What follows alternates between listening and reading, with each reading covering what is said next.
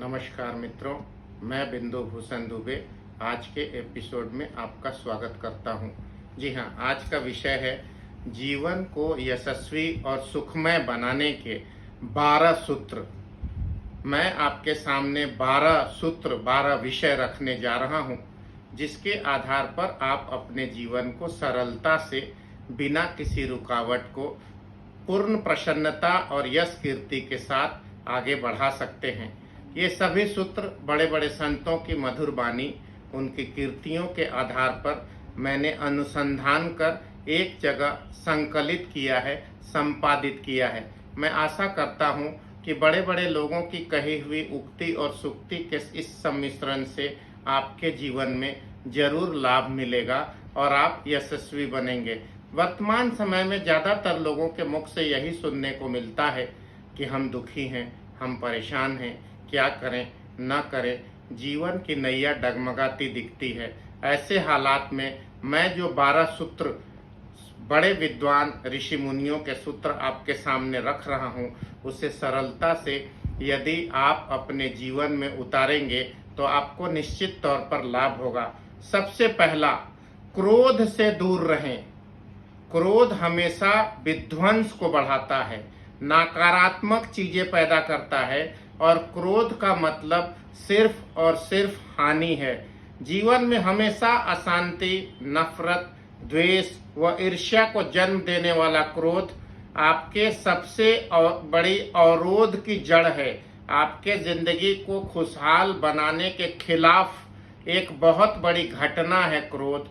क्रोध आपके मन में उपजती है और आपके जीवन और संसार में अनिष्ट और हानि पहुंचाकर चली जाती है। क्रोध से किसी प्रकार का कोई भी लाभ नहीं मिलता। कुछ लोग कहते हैं कि आत्मसंतुष्टि मिलती है, गुस्से में हम सच बोलते हैं, परंतु गुस्सा आपको बेकाबू करता है और आपके मुंह से सच के बजाय ईर्ष्या, द्वेष और एक तरह के विध्वंस का जन्म होता है। इसीलिए हर परिस्थिति में, प्रत्येक परिस्थिति में अपने जीवन से, अपने संसार से क्रोध को दूर करें। ये पहला सूत्र है जब आप प्रसन्न रह सकते हैं। इसके साथ ही दूसरा सूत्र ये है कि यदि आप सत्य के मार्ग में चल रहे हैं, यदि आप मानते हैं कि आपका जीवन कोई भी छल प्रपंच और आपके जीवन में कोई भी गलती नहीं है, आप सत्य की राह पे चल रहे हैं, तो आपको क्रोध करने की कोई आवश्यकता नहीं है। और यदि आप असत्य के मार्ग में हैं तो आप याद रखिए, आपको क्रोध करने का कोई अधिकार भी नहीं है, औचित्य भी नहीं है। इसीलिए सत्य के मार्ग पे रहें और क्रोध से दूर रहें। ये दूसरा सूत्र था। तीसरा सूत्र था, परिवार के साथ धैर्यवान बने रहें, पेशेंस के साथ रहें, धैर्य का पालन करें। परिवार के साथ धैर्यवान रहना प्यार है और दूसरों के साथ धैर्यपूर्वक जीवन बिताना क्या है? एक सम्मान है।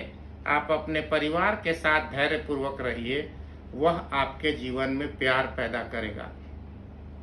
दूसरे व्यक्ति के साथ यदि आप धैर्य दिखाते हैं तो वह सम्मान पैदा करेगा और खुद के प्रति आप धैर्यवान हैं तो आपकी दृढ़ इच्छा शक्ति को वो दर्शाएगा। आप विचलित नहीं हैं, खुद के प्रति धैर्यवान हैं, तो इसका मतलब ये है कि आप दृढ़ इच्छा शक्ति रखते हैं। और वहीं पर यदि भगवान के सामने धैर्य पूर्वक आप बने रहते हैं, इसका मतलब आपका आत्मविश्वास बहुत ज़्यादा है, आप आत्मविश्वासी हैं। इसीलिए परिवार के साथ धैर्यवान बनकर प्यार को दर्शाइए, प्यार का प्रदर्शन करिए।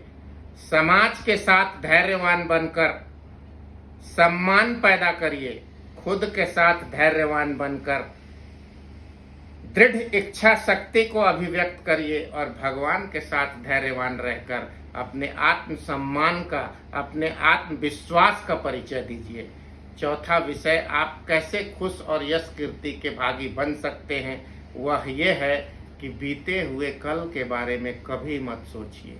जो बीत गया, जो चला गया, वो दोबारा लौट कर नहीं आएगा। आने वाले कल के बारे में भी ज्यादा डर और चिंता मत रखिए। जो बीता हुआ कल है जो दुख बीत गया वो सिवाय आंसू के कुछ नहीं देगा, आपको हमेशा दुखी करेगा। और आने वाले कल के बारे में अगर डरते हैं कि भविष्य खराब होगा, क्या होगा, आज तक ऐसा नहीं हुआ, तो यह भी गलत है। आज और अभी जो आप जी रहे हैं, आपका जो वर्तमान है, उसे पूरी ईमानदारी, निष्ठा और परमात्मा के प्रति आत्मविश्वास के साथ जीना सीखिए। आपके हाथ में सिर्फ और सिर्फ आज और अभी का वक्त है, न बीता हुआ वक्त है, न आने वाला वक्त है। आप इस बात को ध्यान रखिए। आप हमेशा बीते हुए पल पर दुखी न होना, आने वाले कल पर डरना नहीं, वर्तमान में आनंद के साथ, ईमानदारी के साथ जीना, यही जीवन की सार्थकता है। 5वां सूत्र है, जीवन की हर परीक्षा, आप जब भी कभी अपने जीवन में ऐसा सोचते हैं कि ये परीक्षा की घड़ी है, जैसे आज का ये महामारी का दौर, ये परीक्षा की घड़ी है, ये आपको बेहतर से बेहतरीन बनाती है। हर समस्या हमें 2 रास्ते पे ले जाता है। यदि हम सत्य के मार्ग पर हैं, दृढ़ इच्छा शक्ति के साथ खड़े हैं, तो हर समस्या हमें निर्माण की ओर, कंस्ट्रक्शन की ओर ले जाएगा। लेकिन हमारी इच्छा शक्ति कमजोर है, हम बेईमान की ओर हैं, ईमान के साथ नहीं हैं, बेईमान के साथ हैं, कमजोर हैं, तो हमें वो विध्वंस की ओर ले जाएगा।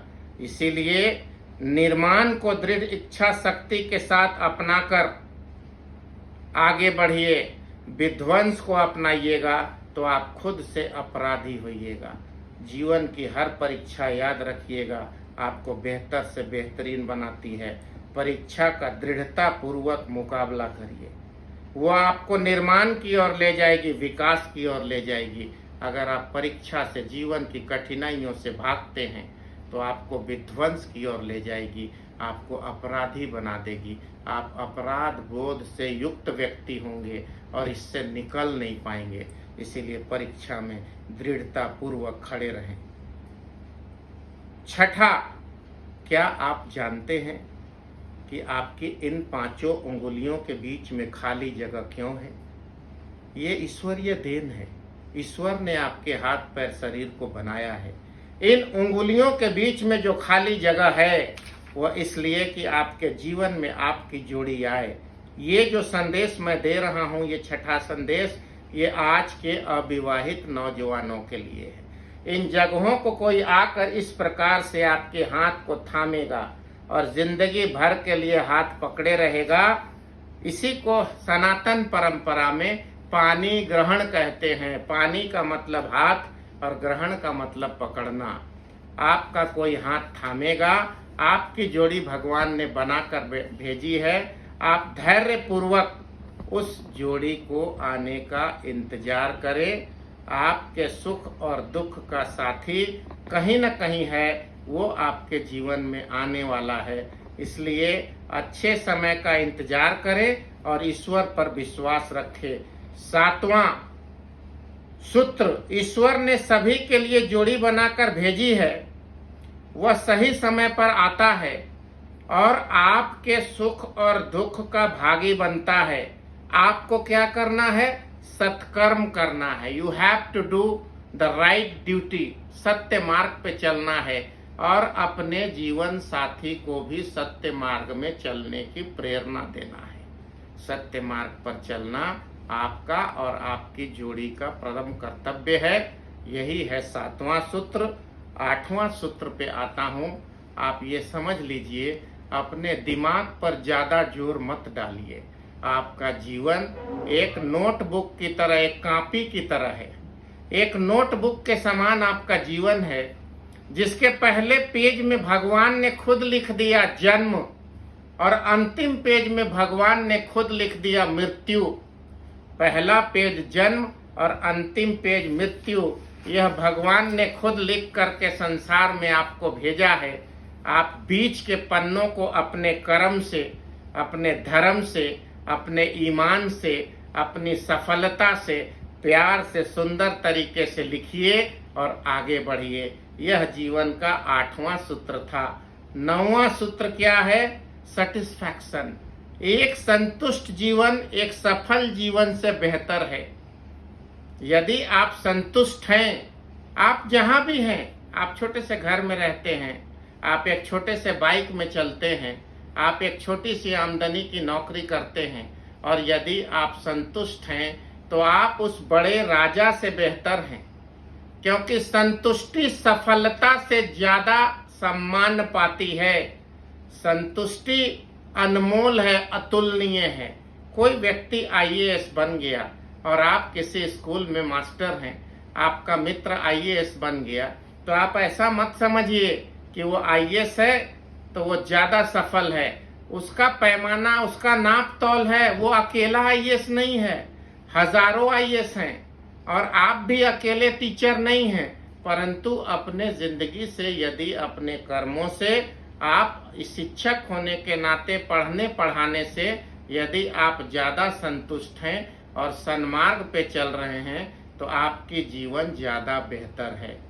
परंतु यदि वो सफल भी है, आईएएस भी है, और आपकी उसके जीवन की नैया पूरी तरह डगमगा रही है, ठीक से नहीं चल रही है, असंतुष्ट है, तो उससे बेहतर आपकी जिंदगी है। कहने का मतलब ये था कि आपका जीवन, संतुष्ट जीवन एक सफल जीवन से बेहतर है। संतुष्टि को नापा नहीं जा सकता और हर सफल जीवन को नापा जा सकता है, वो तुलनीय है, तौला जा सकता है। और संतुष्ट जीवन अनमोल है, अतुलनीय है। इसीलिए संतुष्ट जीवन जीने का प्रयास करें। 10वां सूत्र है, जीवन एक बहुत खूबसूरत लम्हा है। आप फ्रस्ट्रेशन में ना आए, आप परेशान ना हो। आज का दिन आपको, अभी का दिन मिला है, उसे खुशी खुशी जीने का प्रयास करें। आप ये मत सोचिए कि आपका अतीत खराब था, भविष्य खराब होगा कि अच्छा होगा। आप अभी के साथ जिए। जो समय आपका बीत गया, जो कल बीत गया, वो दोबारा लौट कर नहीं आएगा। इसीलिए वर्तमान समय जो है उसे पूर्ण संतुष्टि के साथ जीने का कोशिश करें। प्रत्येक घंटा, प्रत्येक मिनट और प्रत्येक क्षण का आनंद लें। यह दोबारा लौटने वाला नहीं है। और भविष्य की चिंता न करें, वर्तमान को शांतिपूर्ण और प्यार से जीने का कोशिश करें। यही आपके सफलता का सूत्र है। 11वां सूत्र है, जीवन में कुछ भी परमानेंट नहीं है, अस्थाई नहीं है। आप ये मत समझिए कि आपका घर परमानेंट है, आपका जीवन परमानेंट है। जो वस्तु आज आपकी है, जो घर आज आपका है, 40 साल पहले वो आपके पिता का रहा होगा और 40 साल बाद आपके बच्चे का हो जाएगा। कुछ भी इस पृथ्वी पर अस्थाई नहीं है। There is no permanent things wings in the life, everything is movable. सब कुछ परिवर्तनीय है। इसीलिए आप पूरी तन्मयता के साथ अच्छे वक्त में, अच्छे समय में आनंद उठाने का प्रयास करिए। अपने जीवन से किसी भी चीज को अस्थायी तौर पर जोड़कर देखने का प्रयास न करें। जो आज है उसे खुशी खुशी रखना और अपने दिमाग पर ज्यादा जोर नहीं डालना। जिंदगी को अपने ढंग से बहने दीजिए और आप भी जिंदगी के प्रवाह के साथ चलते रहिए। जिंदगी को आप यदि अपने ढंग से चलाने की कोशिश करेंगे तो जिंदगी आपके ढंग से नहीं चलेगी। आपको सामान्य तरीके से, सामान्य बहाव से जिंदगी को जीने की कोशिश करनी है। यही है 11वां सूत्र। और 12वां और अंतिम सूत्र ये है कि जीवन एक प्रतिध्वनि है। विज्ञान में भी कहा है न्यूटन ने कि प्रत्येक क्रिया के बराबर और विपरीत प्रतिक्रिया होती है। और हमारे मुक्तक में भी कहा गया है कि जो ताको काटा बुए ताही बुए तो फूल, ताको फूल के फूल है, वाको है त्रिशूल। आप जिंदगी में जो करिएगा वही पाइएगा। मतलब जो ताको काटा बुए, यदि आपके रास्ते में कोई कांटा बोता है तो बदले में उसे कांटा मिलेगा, और यदि आपने फूल बोया है तो बदले में आपको फूल मिलेगा। जीवन के 12 सफल सूत्रों की चर्चा मैंने आपसे की है।